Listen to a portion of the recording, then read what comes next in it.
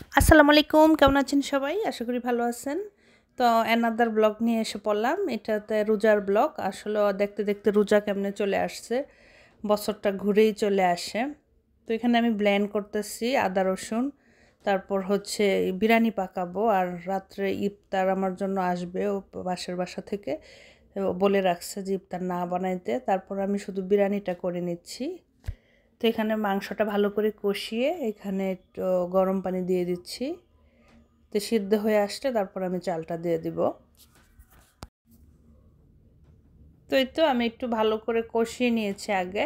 আর প্রথমে টক দই দিয়েছি, বিরিয়ানির মশলা, আদা রসুন যা যা লাগে আর কি সব কিছু দিয়ে কষিয়ে বসিয়ে দিয়েছিলাম। মাংসটা ভালো করে কষালে বিরিয়ানিটাও মজা হয় বেশি, এই আর কি। তো এইখানটাতে আমি এই যে ঢেলে নিচ্ছি, বেশি করে রোজার জন্য আদা রসুন পেস্ট করে নিচ্ছি। আমি একসাথেই করে ফেলি ব্লেন্ডারে করে। আর এই কন্টেনারে কিন্তু আমি কিনেও নিয়ে আসি, ওই কন্টেনারের মধ্যেই ঢেলে দিয়েছি। মাঝে মধ্যে কিনে নিয়ে আসা হয়। তো বাসায় করলে কি ঘ্রাণটা থাকে, কিনাটা এত ঘ্রাণ ভালো হয় না আর কি, মানে খাওয়া কোনো মতো। কিন্তু বাসায় যদি কষ্ট করে করা যাক সবচেয়ে ভালো। তো এই তো বিরিয়ানি আমার হয়ে গিয়েছে।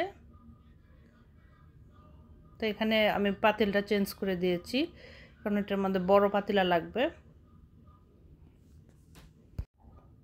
তো বাসায় আমি আর তেমন কিছু করি নাই, যেহেতু ইফতার আসবে বাইরে থেকে। তো কিছু ইফতার আবার কিনেও নিয়ে আসা হবে, সেজন্য আর কিছু করি নাই। কারণ এত কিছু সন্ধ্যার পরে খাওয়া যায় না।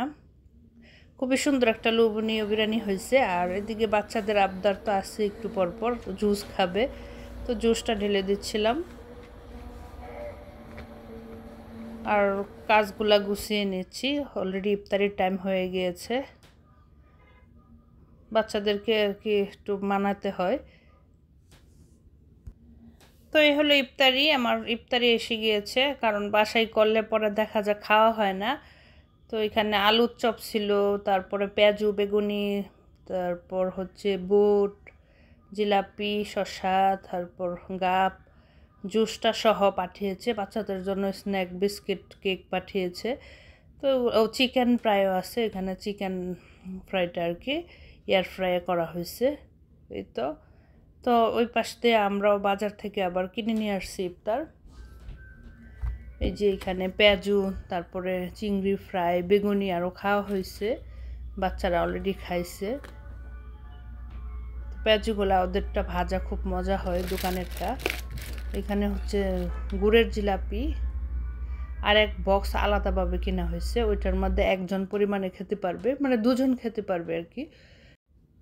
এখানে হচ্ছে বিরিয়ানি, তারপর বুট, আর হচ্ছে এই পেঁয়াজু বেগুনি, জিলাপি, পরে এই ফ্রুটসগুলো আর কি। তো একজন খুব সুন্দর খেতে পারবে। বিভিন্ন ধরনের ইফতার পাওয়া যায়, 2 রকম আনা হয়েছে, আবার খোলাও আনা হয়েছে, বক্সের ভিতরে আনা হয়েছে।